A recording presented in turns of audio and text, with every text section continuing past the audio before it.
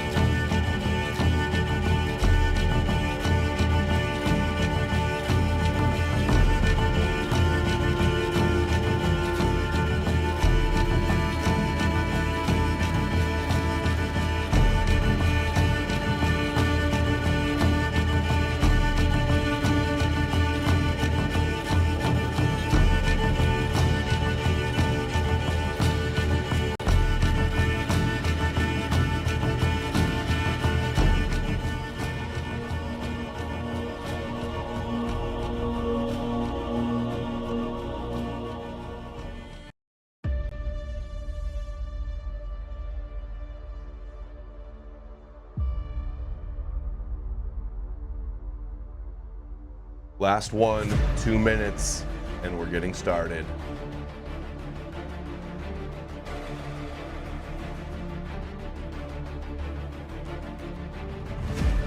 Dust off your old Reddit login, bros. We're about to get real science. I fucking love science.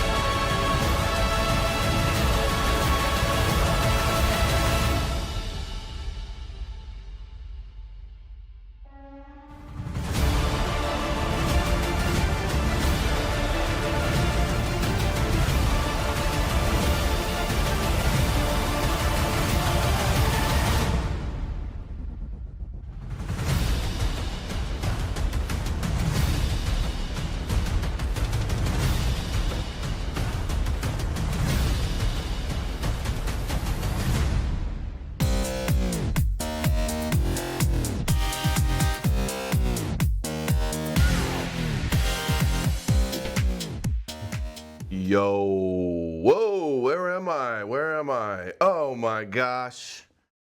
Gosh, damn it. Hold on. Oh my gosh. Technical difficulties, guys. No, oh, there we go. Bing, bang, boom. Sorry. Time to dust off your Reddit logins, bros.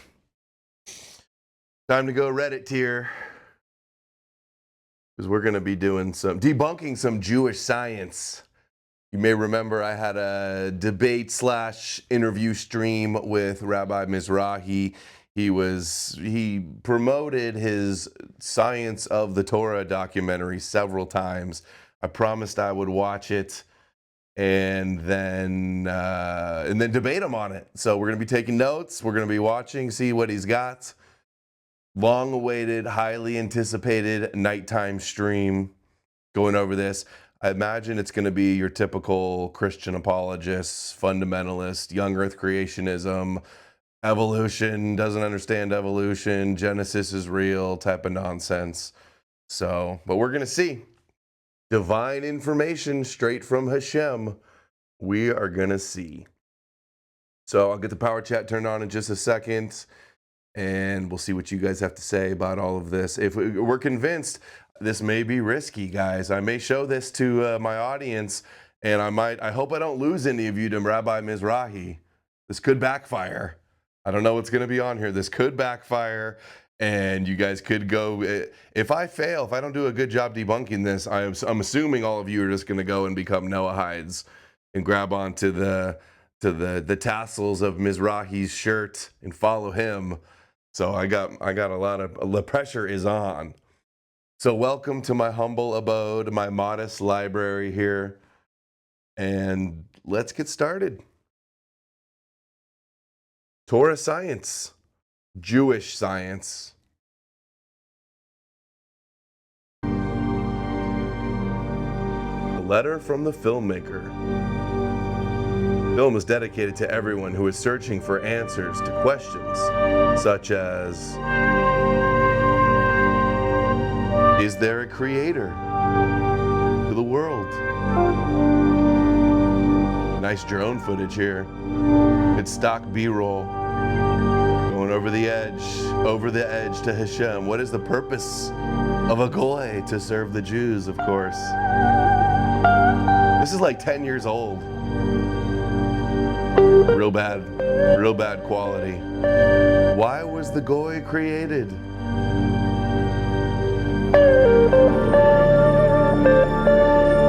All of this presupposes that we were created.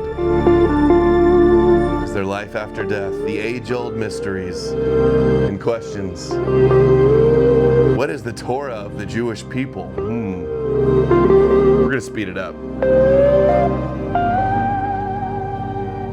Was it given by the creator of the world? No, the Torah. Mount Sinai, 2 million Jews all witnessed it. All right, and many more. Let's speed this up.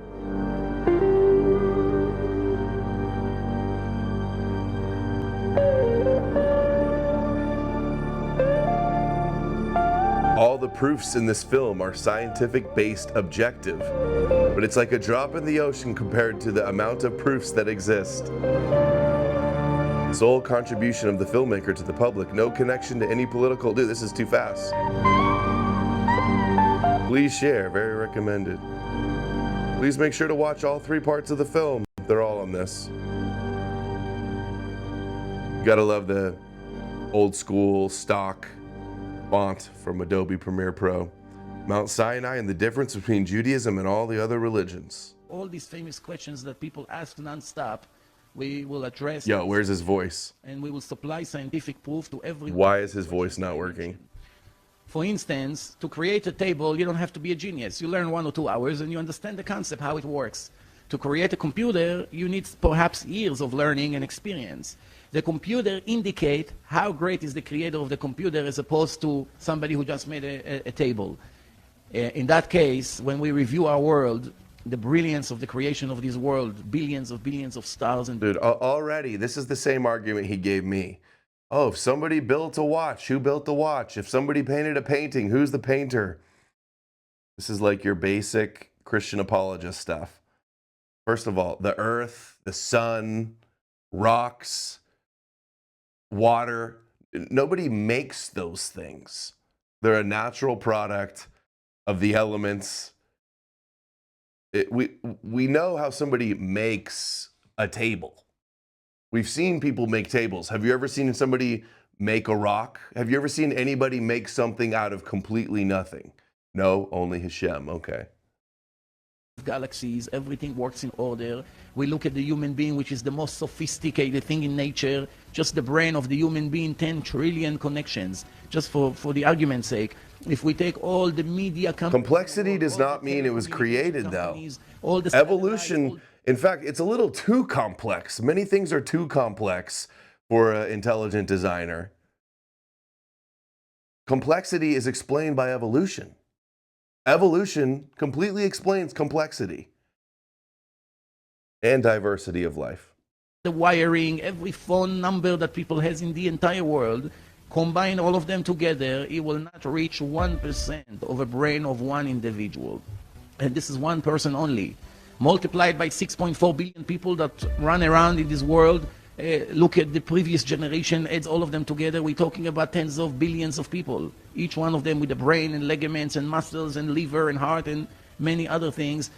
Is it possible to think that this entire creation was made by itself, that some people trying to claim? The answer is absolutely not.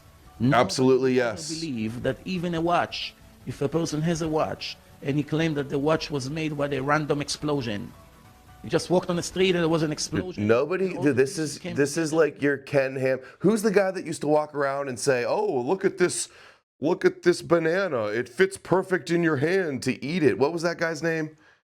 Dude, Dawkins had a movie and a book called The Blind Watchmaker to explain how evolution could explain these things. Nobody's acting like, oh, there's an explosion or a hurricane and all of a sudden a Mercedes-Benz ends up on the beach. That's not the way. It shows a total lack of understanding of how evolution works. Jeez, already off to a bad start, Mizrahi. Connected and now it's working for the last few hours. Nobody will take that person serious. On top of that, this is only a watch. Imagine trying to say that the brain of a person was created by some kind of development. It started with an explosion, and slowly, pieces came together into place, and now it's working, such a sophisticated computer. For those who didn't know, the brain is 80%. Yeah, but there wasn't an, hold on. There wasn't an explosion and then we got advanced human brains. You can see the human brain, the different stages of development. There's like the reptilian brain and the advanced human brain, and they're very simplistic brains. Like, look at the very first brain that ever evolved and how simple it was. Again, total lack of understanding of how evolution works.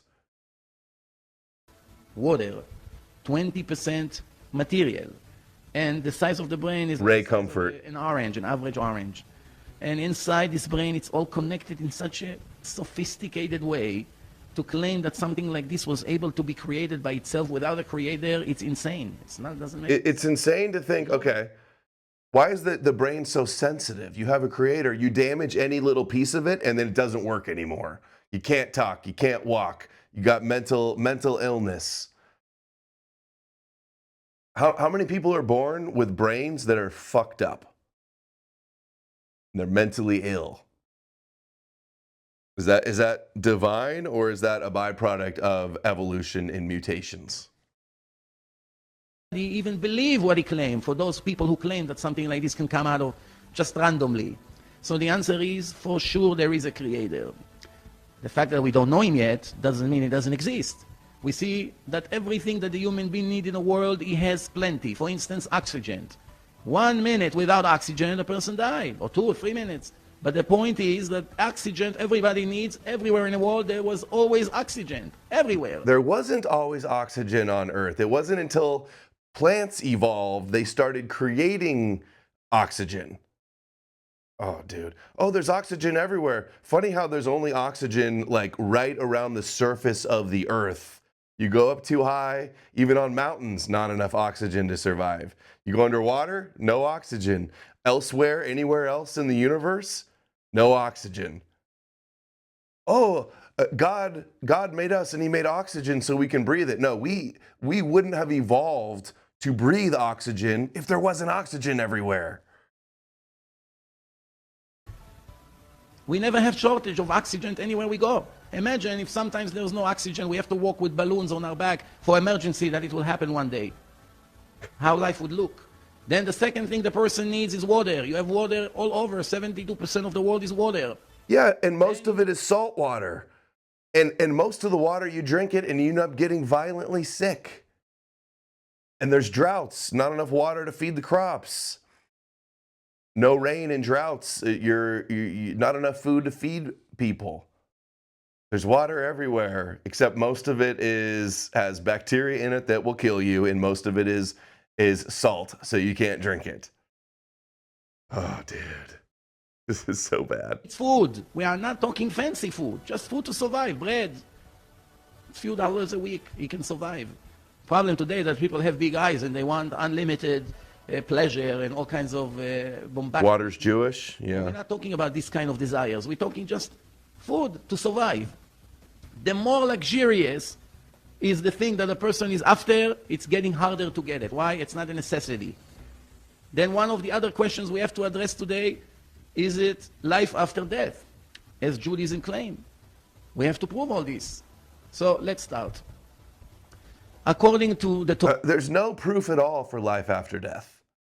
Well, we should just ask a Christian, what is their proof that there's life after death? Nobody's ever been able to prove it. Thank you, Anonymous. Money, brother. Thank you, brother. Thank you, Anon. Or sister. Anon might be a girl, I think. I hope. Otherwise, Anonymous might be gay. When the Jews received the Torah 3,320 years ago in Mount Sinai, that was 49 days after the exodus of Egypt. The Jews, the Hebrews I should say, were in Egypt for 210 years, many generations of slavery. Finally, Moses was chosen by God to be the messenger, to be the leader, and take the Jews out of Egypt. As the famous classical story, the Jews exodused Egypt through the ocean, and 49 days, which is exactly 7 weeks after, they stood around Mount Sinai, millions of people, and saw God and Moses having a conversation. Very scientific. that only the first 2 commandments from the 10 were given to Moses publicly. Everybody heard the first 2 commandments. I am the God that took you out of Egypt. That's Remember, he's answering right now, what is their proof that there's life after death? He's like, well, Moses and the parting of the sea and Mount Sinai, like that's your proof? The main claim of Christianity is that you believe in Jesus, the magic that he died, and drink his blood, and then you go to heaven. They have zero proof, absolutely no proof at all whatsoever that if you believe that Jesus is the Son of God, you actually go to heaven or hell. It's completely on faith. No proof at all. People will claim near-death experiences. They saw light. They saw Jesus. Come on. People also make up bullshit. No proof. No magic. commandment.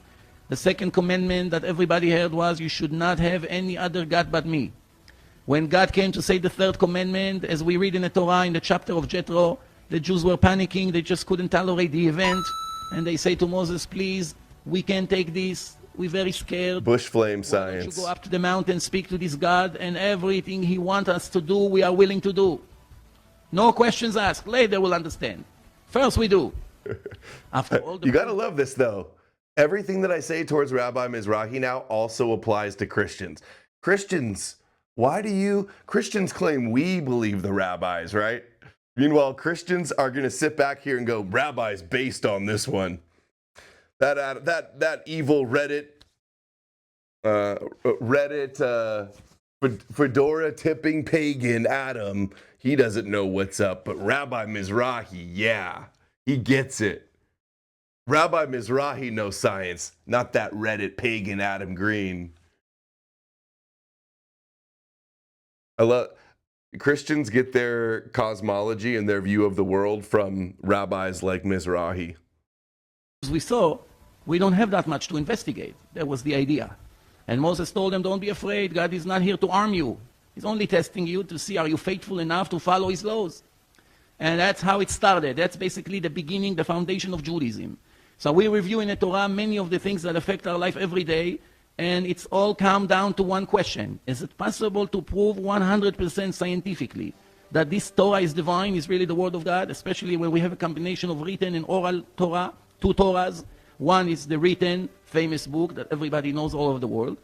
But the most important one is the oral laws. It's all the instructions that were given to Moses, and he passed it to the rabbis, and from generation to generation, all of that we have to address. Is it possible to prove 100%? All this thing is divine, and that's what we're going to do now.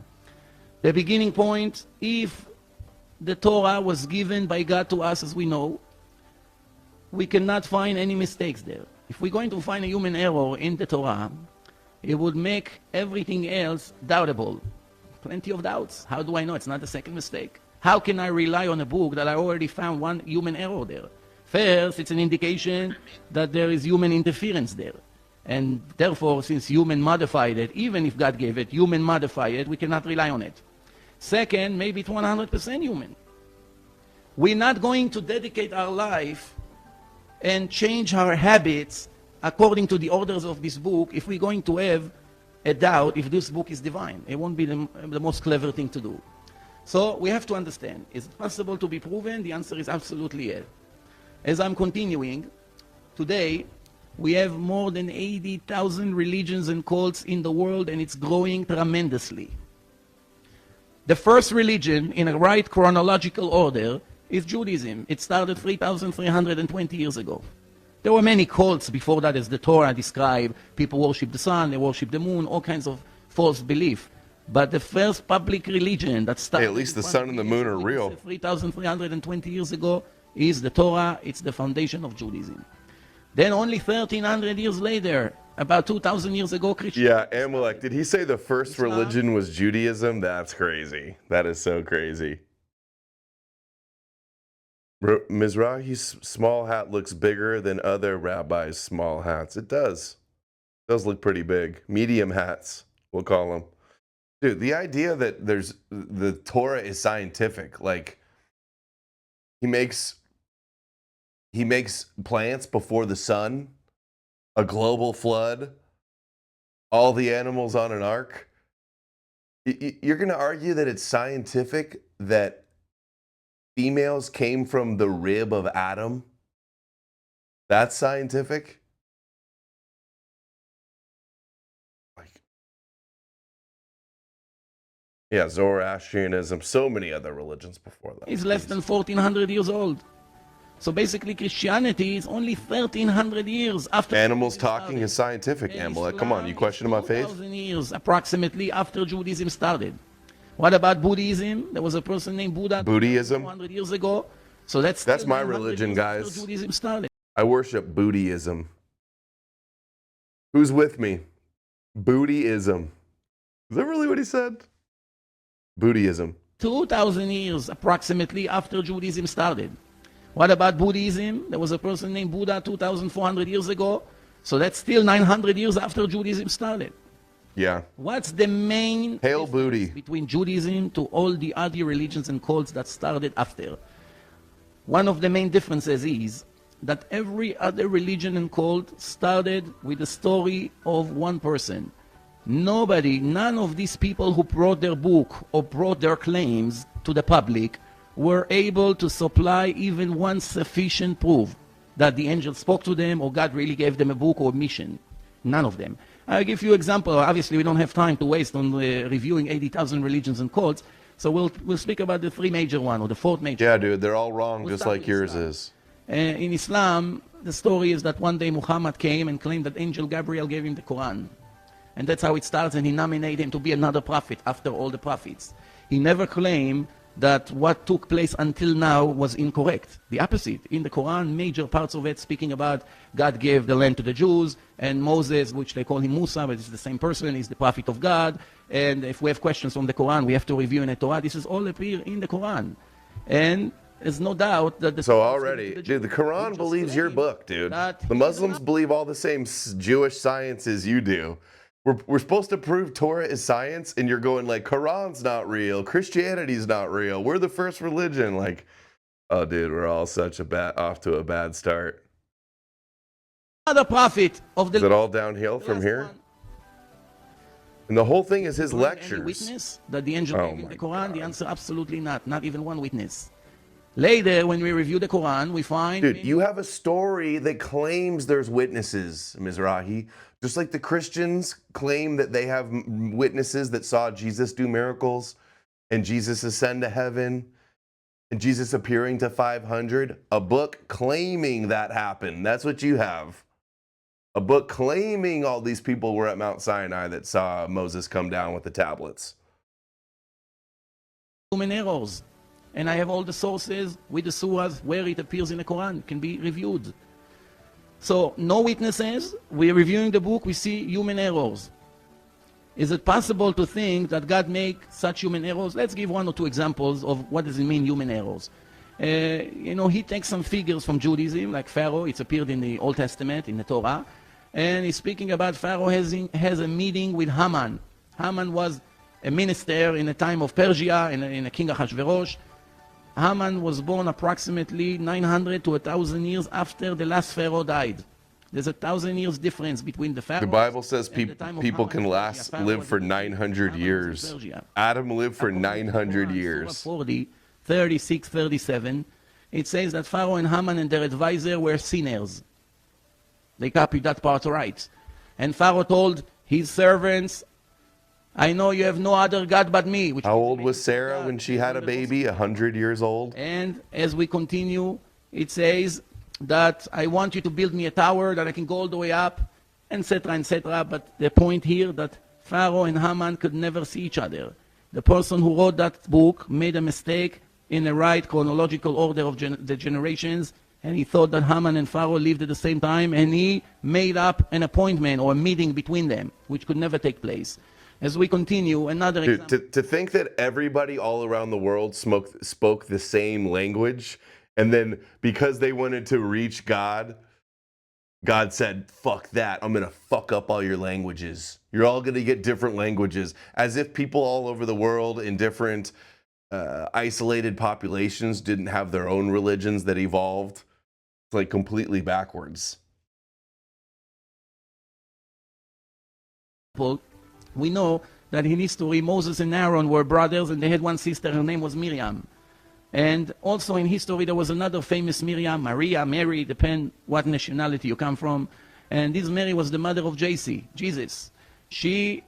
He's Mary, the mother of JC, which lived approximately 2,000 years ago. In the Quran, in Surah 28, verse 7 to 9. Very scientific so far. Speaking about the wife of Pharaoh raising Moses. Dude, Now, we all he know starts off like, oh, the brain is so complex, it's impossible to happen without God. Oh, a watch? You think just chaos happened and a watch appeared? Like as if that's what we're saying with evolution. And then straight into the Torah in verses. Oh, dude. I thought we were going to get some type of scientific explanation here.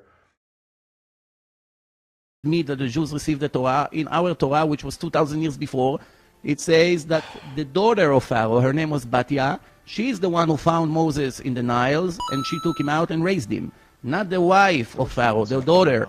They made a mistake. I wish Mizrahi had worn a Bill Nye Science Guy smock while he filmed this. That would be more persuasive. I would believe him more if he if he dressed like Bill Nye the Science Guy. I would trust him. I would be convinced. Mizrahi looks young here. His hairline, I didn't know it, but Mizrahi has a receding hairline. Nobody would have ever guessed it. It's actually receded some.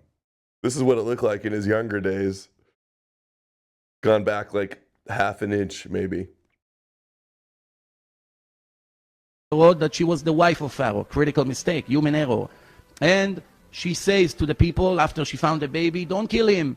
Maybe we will have a need for him. He will come for us. And they give all kinds of examples. But the main thing here is that he could never be the wife of Pharaoh because it was the daughter of Pharaoh, and they admitted that the Torah was given to the Jews in public. Another mistake, in Surah 19, 27, 28, it says that Virgin Mary, she is the mother of JC, of Jesus, according to Christianity, the New Testament. They speak about her in the Quran. And all of a sudden we find out that this Miriam... Immediately. So we're supposed to be proving that Torah science is real, and so instead he's trying to poke holes in Islam and Christianity as if that makes Islam real. Oh, born of a virgin is impossible? I agree. So is having kids when you're 100 years old, or living to 900, or making Eve from a rib. No human errors. All of the chronology of the 7 days of creation, or 6 days of creation too, it's all off. It doesn't make any sense. I don't know. I don't know how I'm going to be able to debate him, dude. This is too scientific. 1,300 years prior to that. Which Miriam they claim that it's the same Miriam? The sister of Moses and Aaron, which lived 1,300 years before. They mixed between two different women, that their name is Miriam, and they made them into one person. And they claim now that Mary, or Miriam, she brought the baby in her hand to the people. Yeah, this is 4 hours. Said, oh, Maria. And it's all downhill from here. You are the sister of Aaron. Your father wasn't a bad man and your mother was not a prostitute, which means how you became pregnant if you're not married. So they made the mother of JC the sister of Moses. Such critical mistake. Imagine being one-shotted by a it's unlikely to Mizrahi science video. After that, Surah 66:12, it says, Maria, the daughter of Amram. Amram is the father of Moses and Aaron. So obviously, they mix between those two individuals. 4 hours of pure science. Such foolish. Dude, this belongs in the Smithsonian. Many other examples, but of course, I think he deserves the Nobel Prize, dude. This is good. Just use it as an example for us to understand how do we define human errors in a book that claim to be the work of God. As we continue, I would like to speak a little bit about the New Testament, Christianity. Oh my God, come on. Approximately. I want science, bro. We know the New Testament's fake. Of the family of King David has to be a direct finish this. So the question we ask is, God is a grandson of King David? King David is the grandfather of God? Obviously not. Why did you waste almost a whole full page describing more than 30 generations to link Joseph to King David? Because you wanted to show that JC is the son of Joseph and he's the Messiah. Ask your Jewish buddies that wrote it, Mizrahi. We know. Which means if you compare one New Testament to the other, All the nations were running after the Jews to destroy their Torah. The Jews were moving from one exile to the other. And when the Jews united together in Israel, This is what they show at Christian high schools. Israel, they all brought with them the ancient Torah scroll, and it was all the same Torah. They're like, imagine you go to like some yeshiva and Mizrahi's your science They teacher. couldn't know about other communities in the world. Manually, with a feather and ink, they were writing 304,805 letters, and it's all the same. Everywhere you go, the Torah is the same. The New Testament, more than 150,000 different versions. I once asked the Christian professor in one of our debates, I asked him, tell me, if I have a diamond, which is a $100 million diamond, original one, and I came to... Here we go with another rabbi story. And each one of the people from the crowd has a special diamond ready to throw at me as soon as I take my real diamond out. But all the other... Dude, this is the most Jewish analogy I've ever heard. Oh, they got the diamonds. The diamonds are going to throw at me.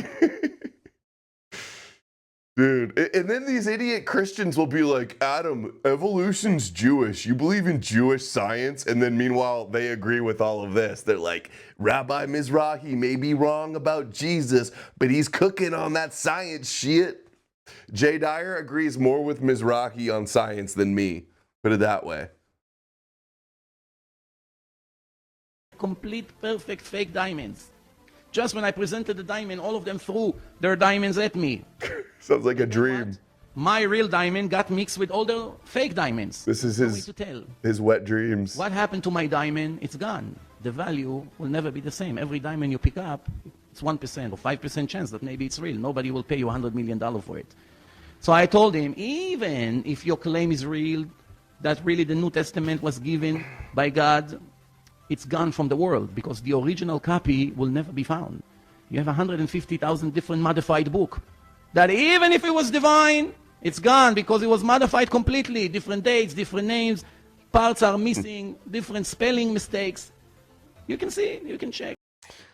Genesis 1:20-25 says that flying creatures were created on day 5, but land animals were created on day 6. Pretty sure that flight didn't evolve until after there were animals on land. 150,000. Everyone copied manually in the old days, 2,000 years ago, before printing was invented. And it's enough that each person made a mistake in one letter. Every person has a different text than his friend because he has one letter wrong than the other one, and the other one has a different letter wrong. And over the years, 2,000 years, or I should say 1,500 years until they started to print, and that's why you have so many different... One-shotted by a diamond analogy. The one-shotted thing, I think I got that from Amalek. That's one of Amalek's lines. You got one-shotted by something. I like it. It always fits lots of things. You got one-shotted by a Rabbi Mizrahi science video. Humanity descending from a single original couple. Population genetics does not support the human population having passed through a bottleneck of exactly 2 individuals 6,000 years ago. The Muslims were more careful with the Quran to try to copy it in the original way, but people are people and people are subject to human error. That's why there are hundreds of different versions of the Quran. So, one other... Hold on. Is that even true? He said that with me on the talk too. I thought the Muslims always claim there's only one Quran. It's in the original language it was written in, and they only have one version. Is there hundreds of versions of the Quran? I wouldn't be surprised if the Muslims lied about that, but I wouldn't be surprised if he's just, regurgitating something that his rabbi told him either. 7, it says that We'll ask ChatGPT. went to Egypt with 75 people. We all know that when we review in the Torah says clearly that Jacob went to Egypt when his son Joseph was already the assistant of the king Pharaoh. Jacob went to Egypt with 70 people. But what happened to God? He forgot. In the New Testament, it says 75 people. How many versions of the Quran are there? And obviously, it's a human error. There are, as I said before, more examples So of it such depends human on errors what you such mean as by these. versions. If we're And talking I'll about give one... the Arabic text, mainstream Islam holds that there's one Quran. But there are different canonical readings, which are called qirats. Traditionally, there are 10 accepted readings, each with 2 main transmissions, so 20 canonical transmissions in all. They differ slightly in pronunciation, voweling, and occasionally wording that can affect interpretation. The 2 most widespread today are Hafs and Warsh, and then in terms of printed editions and ancient manuscripts, there are many, some with minor textual variants. If you want, I can walk you through examples of how those readings differ. All right. So somewhere in the middle, not just one. I mean, even if there was one and it was perfectly copied every time, it still wouldn't mean it's real. Mizrahi is just trying to dunk on. Yeah, we do need a Mizrahi power chat voice. That would be awesome. That would be so. I'd make so much money if there was a Mizrahi AI voice for power chat. We got to call power chat and tell them to get on that. Last example, and we move on. According to Christianity, in Matthew 5, verse 17 to 19, there is a will, actually a direction of Jesus to his student. Okay. I can't hear any more debunking of the New Testament. So JC, everything I say, it's either yes or no, 50-50. We'll never have in one book, it describes, it's described A, B, C, D, E, F, G, and over there it's a complete different orders with different names. What really happened in history? Is this the right way, or is this the right way? Both of them cannot be correct. God doesn't make such contradictions. In history, in generations, in the right order, it's impossible. Here is an example from Matthew 5. Oh my God, we're still doing Christian debunking. Do not think I can still not erase one letter. Dude, Christianity believes the Torah. Christianity believes in Torah science. Why are we doing 30 minutes of debunking the New Testament? Doesn't make any sense. Where's the science, dude? God, The Torah, even a part of the letter, they will all remain forever. Therefore, if someone will contradict one of the smallest commandments and will teach differently to others, will be cursed by the kingdom of heaven. Again, cursed by Matthew heaven. 5, 17 to 19, which means, according to the hero of Christianity, which is JC himself, no one of his followers is allowed to modify the one instruction from the Torah. For instance, his followers are not allowed to eat pork because the Torah says it's forbidden. Okay, contradictions in the Torah. Exodus 33:20 says, "You cannot see my face, for no one may see me and live." But then in Exodus 33:11, Moses speaks with God face to face. Genesis 32:30, Jacob says, "I saw God face to face, and yet my life was spared." Okay. They're not allowed to violate the rules of the Sabbath. And many other examples. Obviously, we don't see Christians that follow the laws of the Torah. They have their own laws which contradict completely the Torah. So what happened? If you're faithful to JC, why don't you listen to him? If he is the most important figure in Christianity, the mandatory thing would be, it's clearly in the New Testament. This is, I gave 2 of debate, and you watch a 3-hour debate, and you're going to see many more examples of what human errors are considered. We move on. As one more last thing about mistakes in the New Testament, that it says that the cave when Abraham, Isaac, and Jacob is buried is in the city of Nablus. Shechem, Nablus. Everybody knows that it's in the city of Hebron. What happened to God? He doesn't remember where is the cave of Abraham, Isaac, and Jacob? Is it possible? He brought this up with on the debate too. That in a book that claimed to be the work of God will be such human errors? He's still making these arguments. Yeah, he brought this up to me. The conclusion is very... I'm like, dude, I don't believe the New Testament. No worries. God never gave the New Testament. People wrote it, and people as gene affects this entire scenario. Torah, and then 19 other books who came after those. Combination. The written Torah to the oral Torah. The verbally, he thought Moses, how to give 613 laws, it would be much easier. 248 organs. Okay, here we go. Now we're talking more science. 613, the answer is, the human body is a combination. Important to understand. The Torah gave 613 laws. It would be much easier to give an even number, 600, 700, 500. Why 613? The answer is, the human body is a combination of 613 parts. What? 248 organs, 365 ligaments, which means if we review the Torah... No. Have you guys ever heard that before? There's 613 laws for Jews in the Torah because, what did he say? Organs and ligaments? Hold on, dude. That's the craziest thing I've ever heard. Why 600? Hold on. We got to ask that again. Hold on.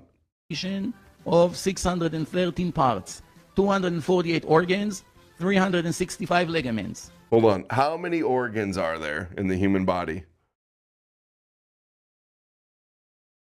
That's so crazy. I can't believe. Back to the science. How many organs are there in the human body?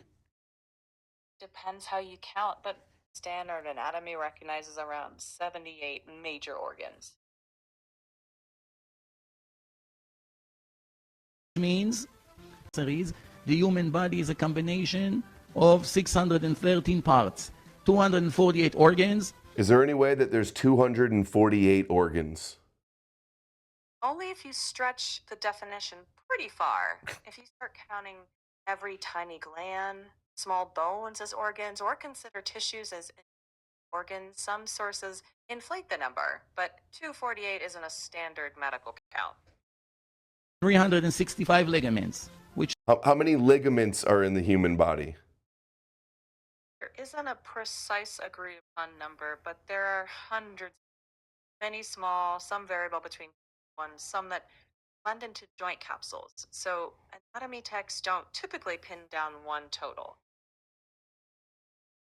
613. The answer is the human body is a combination of 613 parts, 248 organs, 365 ligaments, which Is there any way that there's 365 ligaments? Let's say that if you're counting every small band and variant, but that's not a standard fixed Okay. number. Imagine my shock. That's just, what is this? Something that his rabbi told him one day and he thinks it's real? That's so funny. means if we review the Torah, we see 248 positive obligations, which means you should do, you should do, you should do. How many? 248. Each one connects to one organ in the body. 248 organs, 248 obligations, commandments to do. How many ligaments in the body? 365 ligaments, the Torah says. And for each one of them, there is one restriction in the Torah. You should not kill, you should not steal, and so forth and so on. So it's a perfect match. Actually, the Torah says that first was the Torah, and then came the world. And God created the world based on reviewing the blueprint, which is His Torah. Torah in Hebrew means instructions. Instruction how to live, how to do business, how to get married, how to raise children, and many other instructions. That's called Torah. So we review the Torah. First, as I said, we have one Torah, not 150,000 and not even 200. It's one Torah all over the world. 304,805 ligaments. How do we know the Torah was given from God? Let's review it carefully. Please pay attention. When I come today to secular Jews, they don't keep any of the commandments and try to convince them to become observant of the instructions of the Torah. First reaction is, leave me alone, I'm happy with the way I am, I'm not interested to change, it's too difficult, you know. What would be the chance that I will speak to millions of people and overnight all of them will become religious? I bring them a book, I say God sent me, I'm the prophet. 248 obligations. Paying and obeying what the rabbi says being the chief obligations. Well, obviously. The Torah says so. I read it in a book. Every one of you has to listen to me. Here is the book, here is your copy. Everybody has to change from one side to the other, completely. What's the chance? Close to zero. Millions of people would agree right away. It's almost impossible. But yet in history, something like this did happen. Moses came to millions of people and he gave them a book and they all adopted the book and started to live according to the rules. How did it happen? We have to understand. We have to investigate. We use our common sense. If we review the 613 laws, we find, first of all, that some of them are difficult to keep. It's not so easy. And we also find that approximately 80% of them, not only we could not understand in a human logic, it's actually, some of them are against human logic. For instance, the entire concept of the sacrifices. A person make a sin, the animal supposedly paying the price. People cannot understand. Dude, you know what this sounds like? Hey, you guys know that meme? If you see a bird in a nest, Hold on. of the mother, send What he just said right there. Have you guys heard the meme that they always share? It never made sense to me. It's like the Christians always share this meme to us. They go, oh, you think the Jews wrote this book when it prohibits things that like you want to do? We got to find that meme. Rabbi makes the same argument as these e-crusaders. oh, you know it's real because why would they ever create laws that are against the human instinct or something like that, right? Chat, who's with me? Who knows the meme I'm talking about? I know Amalek will. They post this meme so many times, and it never made any sense to me. I'm like, what are you talking about? And they go, you pagans think the Jews wrote the Bible?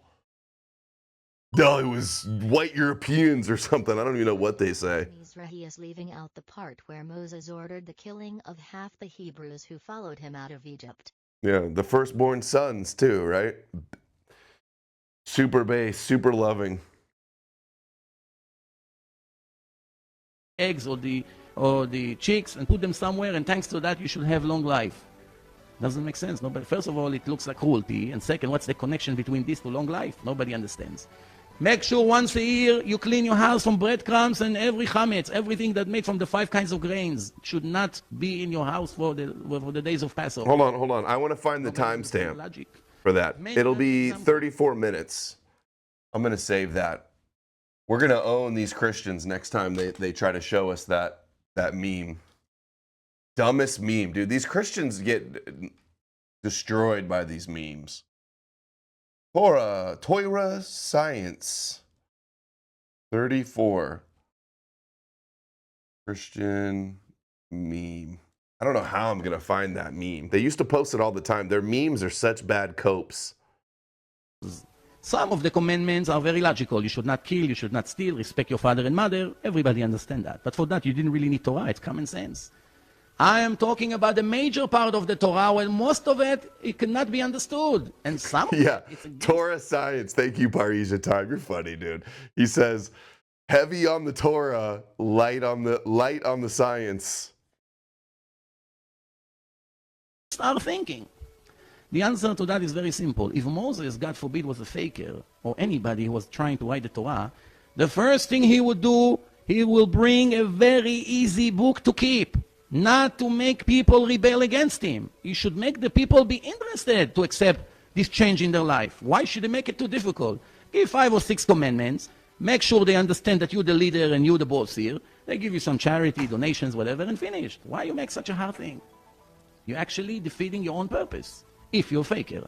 Second thing is, you brought some of the commandments that risk your life. I'll give an example, 1 or 2. When Moses gave them the book, this is the only book in history that the book that was given to the public supposedly by God, right? Everybody claimed that God gave them a book after. But here we have millions of witnesses that... No, dude, I've never claimed that God gave me a book. And they read. Who are they reading about? About themselves.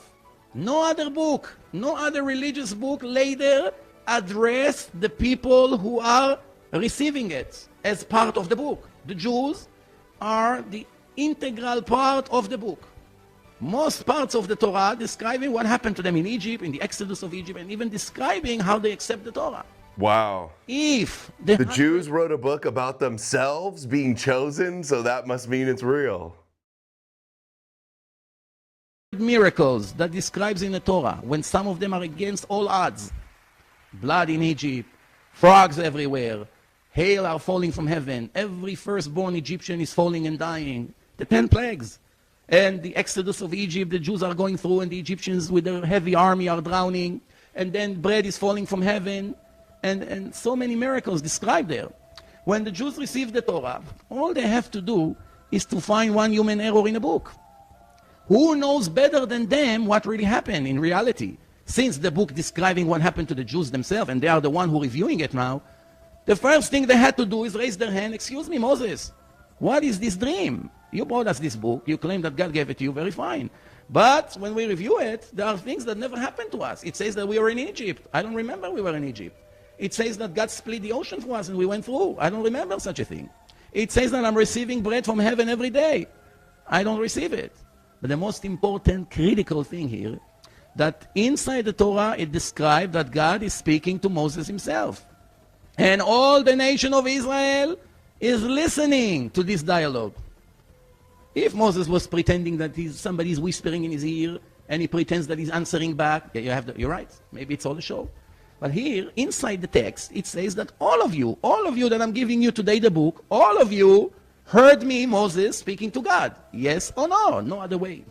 If you heard me, I cannot fake such a thing. I cannot fake conversation with God. God is speaking to me from heaven.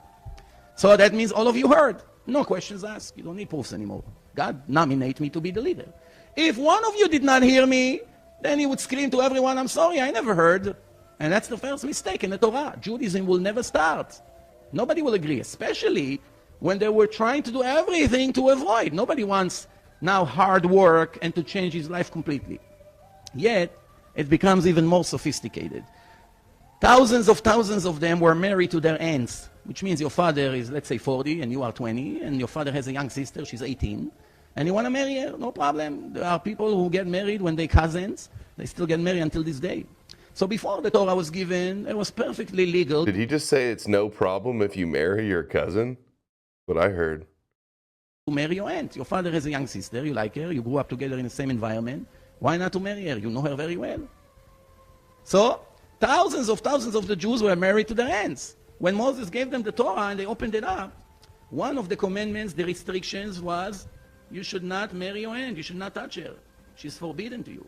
Now remember, keep in mind that many of them had 10 or even more children at that time. So now they just found out they cannot touch their wives. This is a real tragedy for them. People like this that just found out that basically their person. Real evidence to support all these historical biblical events. Alas, there is none. I know. It's a whole lot of Torah. Heavy on the Torah, light on the science. Parisia nailed it. Personal life is over. They would cooperate with Moses, or they'll do everything they can to destroy him before he will destroy them, supposedly. The answer is, of course, they will try to resist him. But in reality, all the nation of Israel changed overnight. And until these days, Jews all over the world following these instructions and giving it from generation to generation. All it needed to be is one of them would raise his hand and say, I'm very sorry. All these things did not happen. You want me to divorce my wife? So the answer They didn't is happen, no. It's not that I want you. Mizrahi. Exodus didn't happen. I'm only passing it to you. The most bizarre thing that we can think of, that even Moses' father, Amram, was married to Yocheved, which was his aunt. Would Moshe go against his own parents? It gets even better. When Moses went up to the mountain, he told them, prepare everything for me. I'm giving Oh my God. Torah, More with Moses? Before God told him, they prepare meat. They slaughter cows, sheep. They prepare tons of meat. To feed millions of people, you need thousands of cows and sheep. When Moses brought them the Torah, this is the holiday of Shavuos, they just found out that all the meat that they prepare for the holiday, it's not kosher. They cannot use it because it was slaughtered with a regular knife. They didn't know the law of slaughtering it. So they had to throw perhaps millions of dollars into the... Oh, Amakshimo, Baruch Spinoza? Yeah, good one. Dude, this whole thing has just been telling the stories of the Torah. There's no science in this. Garbage as the beginning, before they even get into the... He made a ridiculous claim about ligaments and organs not adding up at all to 613, and that's just so silly, by the way. Oh, you know, that's just something that his rabbi told him when he was a kid, probably. You better follow these 613 laws, Yosef, because the bones in your body equal 613. Right away to get rid of all the meat. And that's what they had to do, and that's what they did. And that's why in Jewish custom, until today, for 3,320 years, every year, the Jews eat dairy food on the holiday of Shavuot. Why? There was no time to prepare new meat. You have to slaughter the animal, to put salt, to wait until all the blood comes out. It's hours. It takes a long time. There was no time. The holiday started. So that's a custom that has been transferred from generation to generation. When we review the Torah in Deuteronomy chapter 4, we find something very interesting. The Torah says, God says to the Jews, one day, if you're not going to be faithful to me and will not keep my... Oh my God, where is the science? ...of you will remain false religion, the religion of the wood and the religion of the stone. What does it mean, the religion of the wood, the religion of the stone? Almost 2,000 years before Islam, there's sufficient proof, so it gets a little bit further. What does it say? We have equal mathematical skip inside the text. Codes are hidden inside the text. An equal minimal skip of 50 letters. Inside the letters, the CD, Mecca, Mem, Kaf, Hey in Hebrew, 3 letters, appears in equal skip between the Mem, the Kaf, and the Hey in this verse. It gets even better. The word Yeshua. Now we got some gematria. Yud, Shin, Vav, 3 letters, appear in the same verse in equal mathematical skip of 50. Yud, Shin, and Vav. Bible Two code. words that symbolize Christianity and Islam are hidden inside the text of the Torah close to 2,000 years before they came. Is it possible for a human being to write a book and give it to people and inside write that there will be a person named Jesus and a city called Mecca and that symbolize two phony man-made religion? Is it possible? What person would know such a thing? The answer is no person, only the creator of the world. Yeah, Amalek, he brought that up to me in the talk we did. Same one. I just watched it again. I don't even see how those Hebrew letters equal Jesus and Christianity and Islam. But if that were true, I would just be like, okay, well, they came up with Christianity and Islam because they saw that secret code in the Torah. As my next example, the Torah says to the Jews, be very careful, do not Rise above. People just agree with them, so they shut up. Yeah, seriously. The Torah, do not add one word, one letter. Yeah, dude, this is even worse than the Christian arguments for science. Ray Comfort is way better than I thought. This going to be Ray Comfort. This is just like even worse. Erase one letter. This is in Deuteronomy chapter 4. Oh my God. The king or the leaders would gather have a mistake. And they 32 to 35, this is what he says. God said to the Jews, go and check in the history.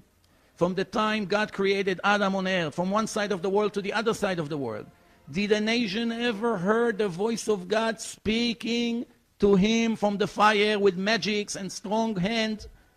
Did God ever try to take a group of people from a larger group of people and to make a covenant between him and them? God doesn't speak to Asians. There's a promise That's true. in the Torah that God promised to the Jews, even though there will be many people who come later on and fake a beginning of a new religion, God, will make sure that the stories of these people will only be a story of one individual with no witnesses. Thanks for opening my eyes, Rabbi. Anyway, that this person... I'm not Jewish, but this is a wonderful film. It's a lie.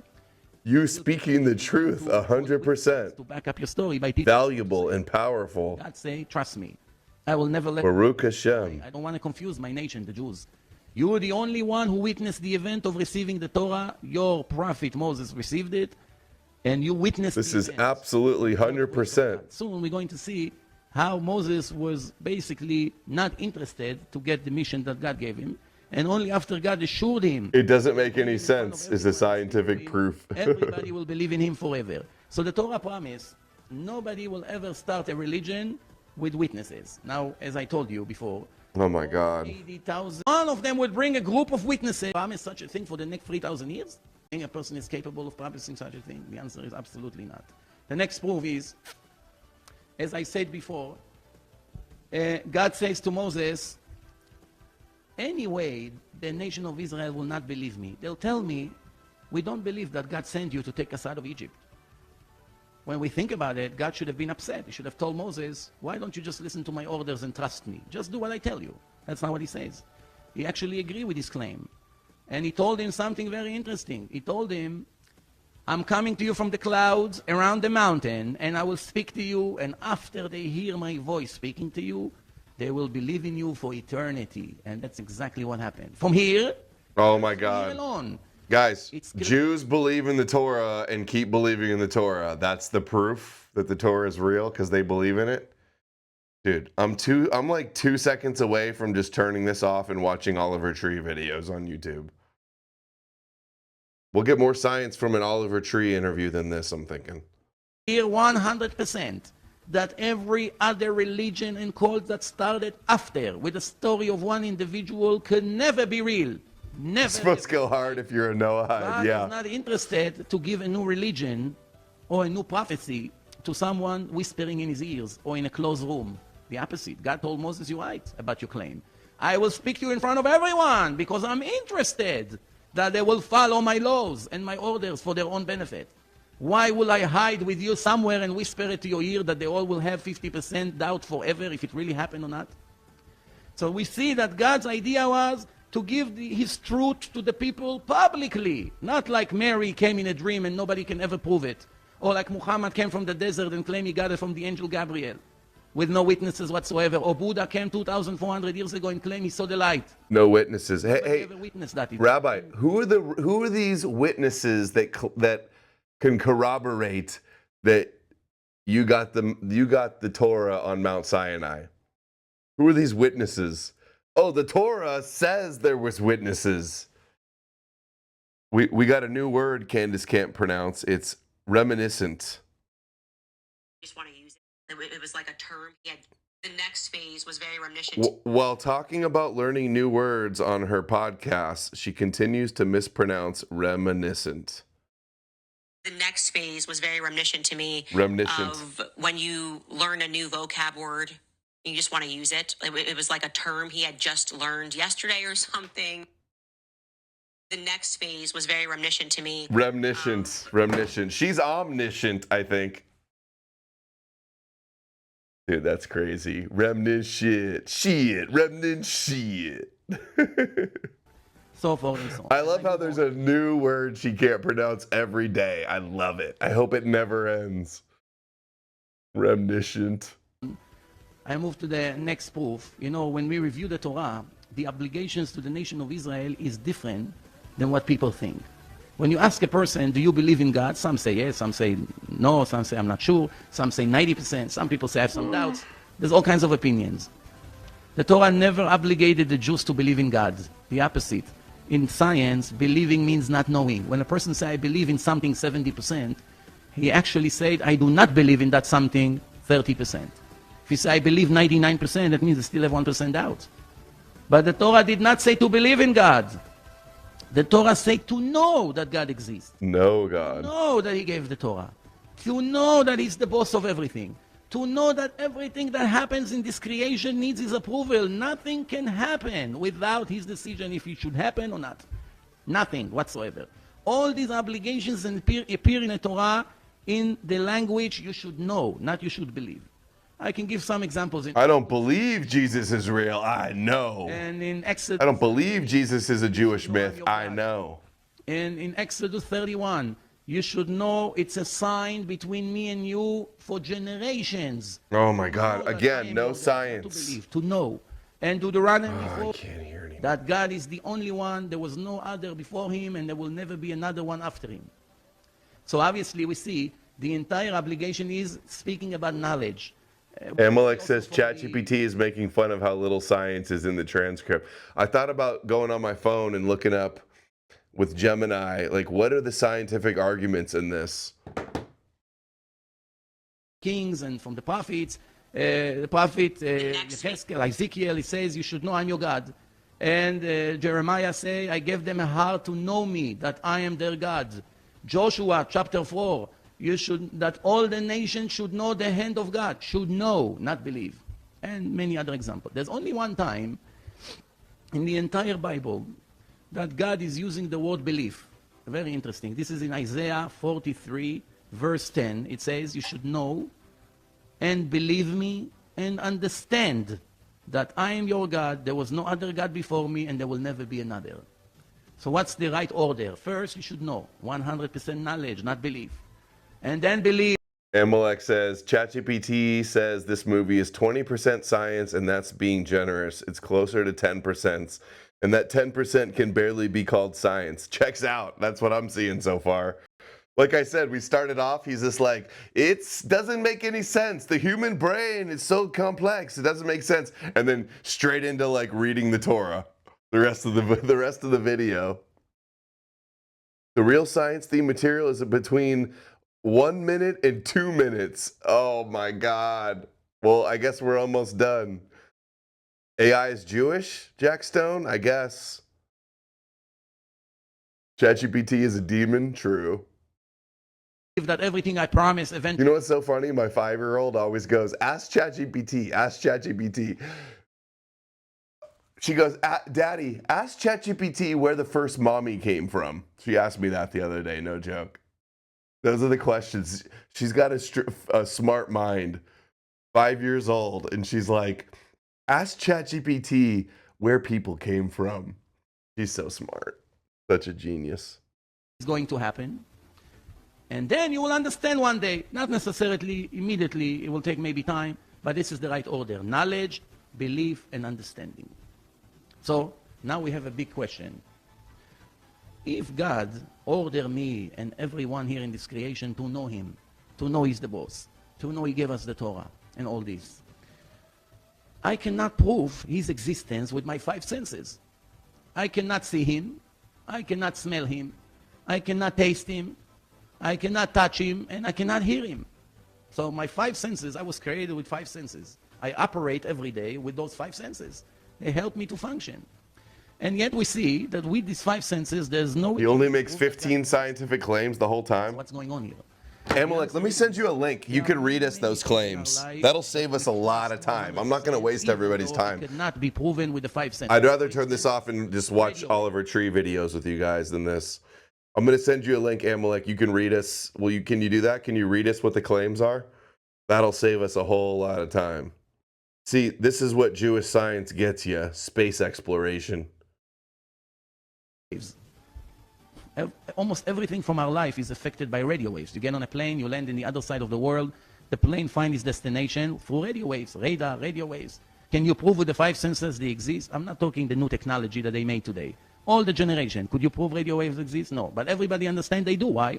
Somebody in Los Angeles speak, and a minute later, everybody in New York, a second later, everyone in New York is watching him live. How did it get from LA to the box here in your living room?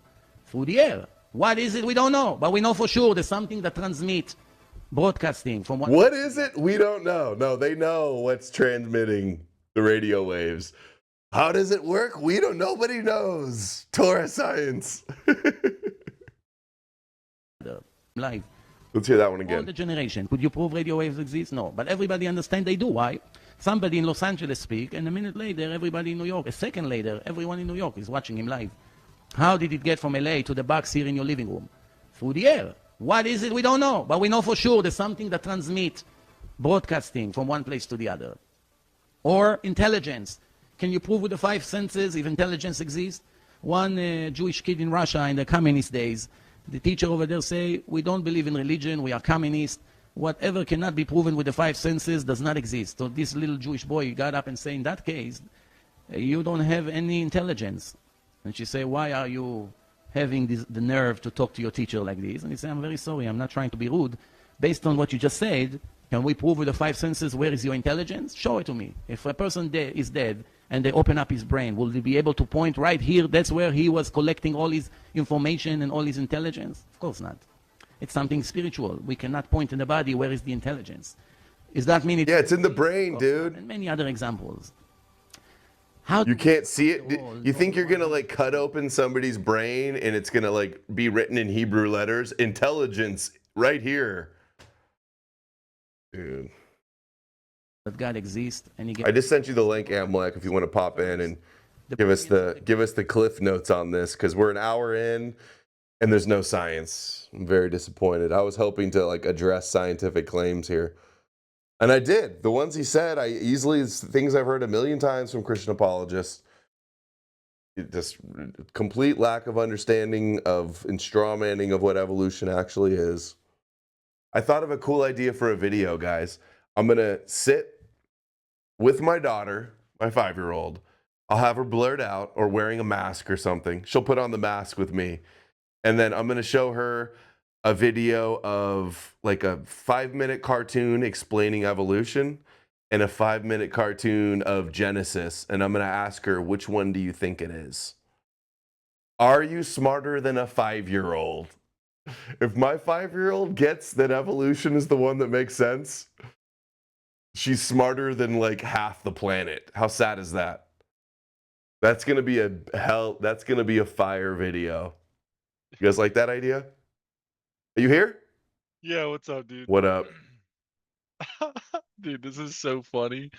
My AI is so funny with this. It's reading through it and like telling me like what's in it because I took the transcript out. Mm-hmm. Dude, one of the things he says is circumcision was commanded on the 8th day because that's uniquely when vitamin K reaches 110% effectiveness in the body. So newborns that begin with an inadequate amount of vitamin K, the level rises each day, and on the 8th day it raises to 110%, and only Hashem could possibly have known that and commanded the Jewish people to do that practice before they even knew what vitamin K was. 110%. That's what he said Dude, too. this whole thing, this sounds I've heard so that made before. up. I've heard that argument before. If that's true, which I doubt, I think I remember hearing that and I looked it up, and it's like, no, there's nothing on 8 days that changes, because they say that they need vitamin K for blood clotting, right? If that were true, it's like, were they circumcising on newborns and then they just bled to death? And they're like, oh, if you wait until this day, it actually works. I doubt it. What else does he have? Yeah, is that dude? Okay, so hold on. Hold on, say that one again too. I want to fact check that again. Read that one to me one more time.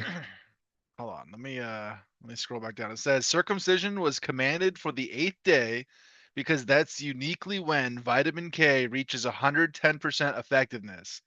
He says newborns begin with inadequate amount of vitamin K. The level rises each day, and on the 8th day, it reaches 110%. The only day of a person's entire life where it exceeds the normal 100% level.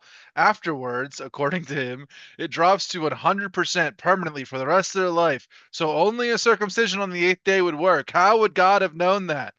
He argues that the Torah's command to circumcise on the 8th day therefore anticipates the modern understanding of vitamin K before anyone could have known what it possibly was. It doesn't make any sense that like you would have 100% or 110%. That doesn't even register. Hold on, let's see. Does a baby that's 1 day old have a different levels of vitamin K than that's 8 days old? Dude, Yes. it gave me the A time. 1-day-old baby and an 8-day-old can have different vitamin K levels, but it depends. Babies start with very low vitamin K at birth, and it stays pretty low that first week, unless they've gotten the vitamin K shot. With the shot, levels are much higher and protective. Without it, both ages are still pretty vulnerable. So it's not like 100% on the 8th day without any shot, just from breast milk? Right. Breast milk is only a tiny amount of vitamin K. So, no, it doesn't just normalize by day 8 without the shot. The shot's what provides that reliable protection during that stretch. Does it make any sense that a baby on 8 days would have 100% vitamin K levels?